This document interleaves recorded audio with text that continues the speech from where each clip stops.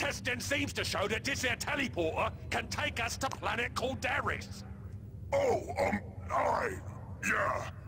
That be the dusty one, Captain. Looks like we need to find some more teleporters on those planets to go any further.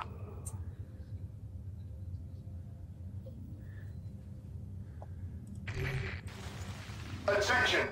All Blood Ravens of Strike Force Omega in the Argus District. The Ascendant fears investigation and pursuit by those who are less enlightened. He wishes to ensure that all traces of his passing on Calderis are eliminated.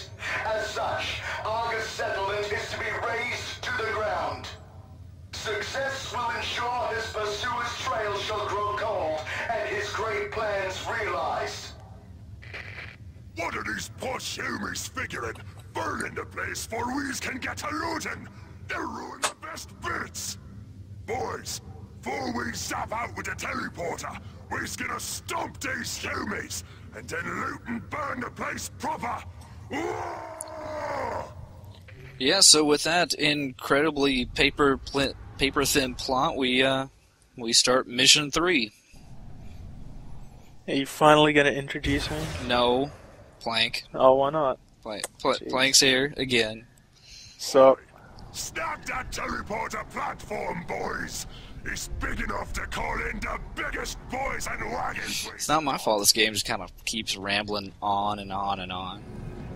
and on and on and on and on. Well, you could talk over it, but then you'd have a whole different group of people whining that you talk over cutscenes. And then if you didn't talk over them, you'd have people saying, no, I took over cutscenes. Cutscenes are pointless. So you're saying I need to do this with subtitles? Well, yeah, but then you have people saying, oh, I'd rather you did voice commentary. It's a no-win situation. Yeah, they'd be saying, where are the screenshots? Make gifs, me. Sergeant Lysandros, be advised. Enemy forces have been detected inside the settlement. Do not deviate from your mission. Our priority is to demolish every last structure in this miserable village. Space Marine Scouts having a powwow. Just chilling out in a group. What's up, guys? How's it going? Yeah, they, well, not really surprised because I think they're pretty much called Kyrus loyalists. But yeah, they're basically trying to cover up, the fact that Kyrus was here and he's been doing some bad shit as the chapter master for the Blood Ravens, who already kind of have a tarnished back history.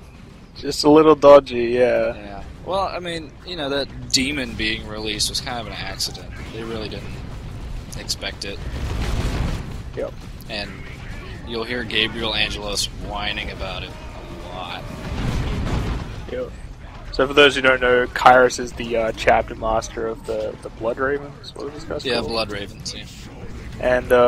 And he's basically tainted by chaos, and there are very few Space Marines who actually know for sure. And you play as those Space Marines. Yeah. Well, not right now. Right now we're just, hey, they're playing as Orks. They're stealing the shiny bits, and we need to get there to get the shiny bits before they blow them up. Yep. For Orks love looting. Yeah. For most of the other campaigns, it's more defend the buildings, because as you'll be able to see right now, these guys will pretty much just ignore you entirely to just keep on chucking grenades at buildings. It's just kind of ridiculous. Like, these scouts, Space Marine scouts, are Space Marine recruits. They're, before you get to be a Space Marine with full tactical power armor, you have to be a scout for a pretty long period of time. These guys would fail their classes so bad. They just stand there, they don't follow any tactical rules or anything, they just stand and fire bolters randomly. Yeah. But yeah, we actually have our first bit of real vehicle combat here. Thankfully, they pretty much give us a free anti-vehicle unit, even though I made sure to equip Mr. Nailbrain with a deaf beam gun. I always wondered, deaf gun, is it supposed to be deaf as in you can't hear, or death as in you are now dead? It's in that you can't hear. There's actually some flavor or some fluff text for the deaf guns that's basically like, what? Alright. Yeah. Yeah, I'll make sure to post some screenshots of any war gear that seems humorous. Interesting. Yeah. To be fair though, with Orks, that's pretty much all of it. Yeah, I know there's one later on that's basically called I think like Hand of Gork. And yeah, well, we'll see that later. But yeah, additionally, I do want to point out the fact that I am using a rather new unit that I managed to pick up, over the course of the previous stage, I think, which is the Weird Boy. Weird Boy. He's the one shooting glowing orbs that explode on impact. Yeah, he's both a blessing and a curse, because the damage from his projectiles, they don't really care if you're good or if you're ally or if you're enemy. They'll just blow up. How is that a curse? More stuff blowing up is fantastic, even if you lose your own guard. It doesn't matter because they're Orks. Yeah, well, it's just kind of annoying because it has knockback, so you just end up not really juggled, but just really annoyingly attacked, I should say. He does have some other interesting attacks. I think he has one move called Zap, which kind of does this spread electrical damage, and there you just saw his vomit. He basically... Is it like warp spew or something? Yeah, he basically he can like vomit up the warp, which will suck in enemies and daze and confuse them. Fantastic. Yeah, so I mean, it's good for anchoring the enemy down in place. And I did have a war truck. It got blown up, and yep. The mission does tell you that anti-vehicle squads are dangerous, and if you move the vehicle too close, they get one-shot by it. Yeah, it's the only time in the game that it actually happens, though. Yeah. Also, like, I needed population, so I don't mind the war truck getting blown up. It's good for taking a reasonable amount of damage because it has light armor, so it won't be affected as much by like light fire, and you can also reinforce by being around it. But it doing actual damage or doing anything extremely useful is kind of negligible. Especially, it does add a tiny bit of suppression and a bit of like damage versus light infantry, but basically use it for the fast moving transport, put squads in it and move them quickly across the map and dump them in somebody's face. Yeah. And the fact that you can reinforce from it makes it a mobile reinforcement point. But as we'll start to see from a lot of the campaign maps, they're not really built for vehicles.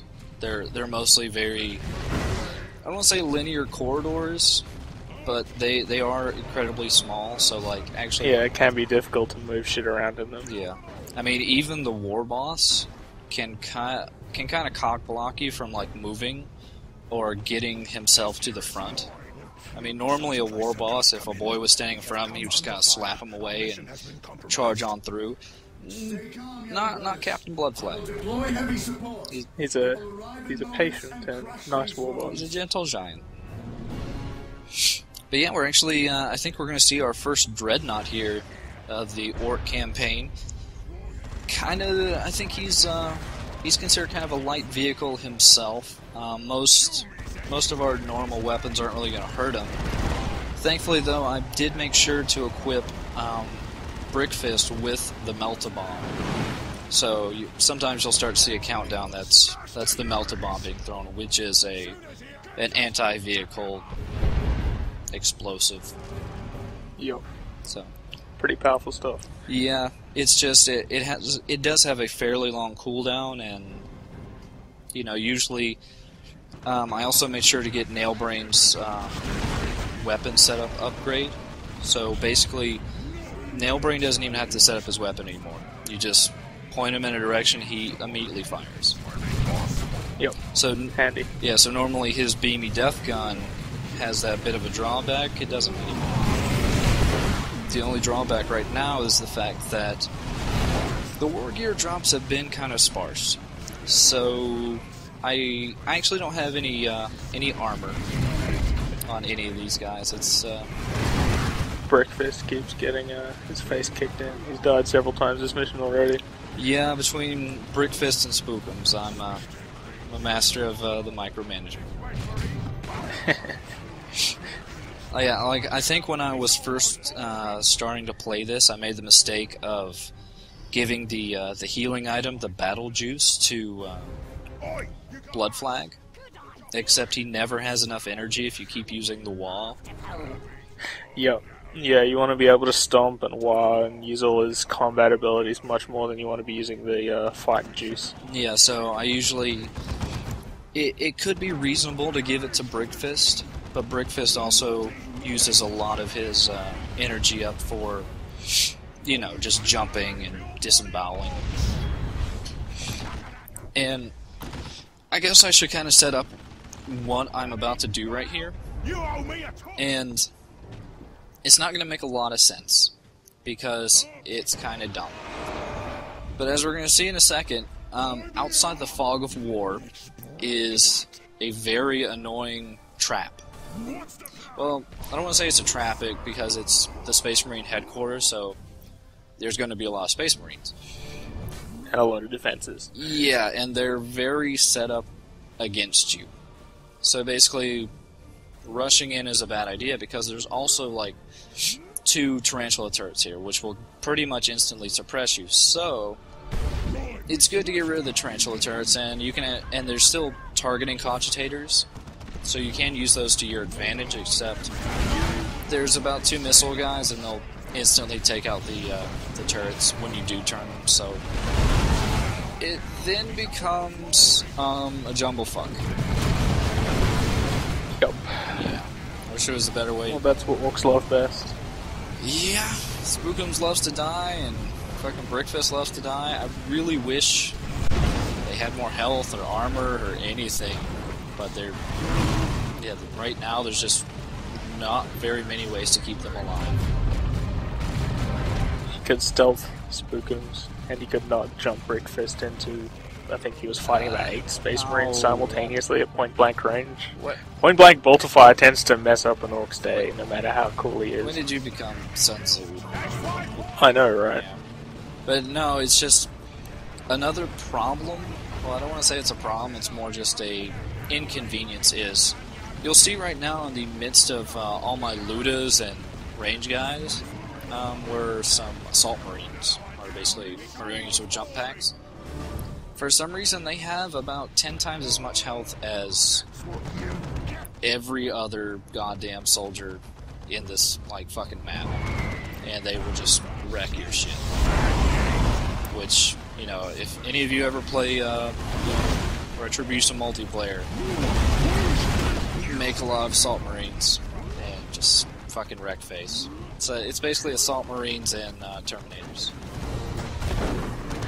Yeah, I never really got into the multiplayer of Dawn of War. There was sort of paper, scissors, rock thing that I guess I didn't fully understand because I always got stomped. And holy shit, those are some Assault Terminators. Yeah. And you know what? You know the best place to have range guys? Right in the face, or right in melee range of Terminator Squad. Yeah. And what's even... So those guys are using, what, Thunder Hammers and Storm Shields? Yeah. That's some cool stuff, man. Electrified Riot Shield and an electrified hammer. Yeah, not to mention normally they have a teleport ability, and not to mention they also decide to teleport in a fucking dreadnought at the same time. So if you're not ready for this fight, it can turn to be very bad. Like if you don't bring anti-vehicle, yeah. I've had some issues with this mission before personally when playing in the Eldar campaign. So yeah, but that actually is the end of the mission. We got another teleporter. We're going to a new planet hopefully, and we got our first global here. But I want to thank Plank for joining me. No worries. See you around.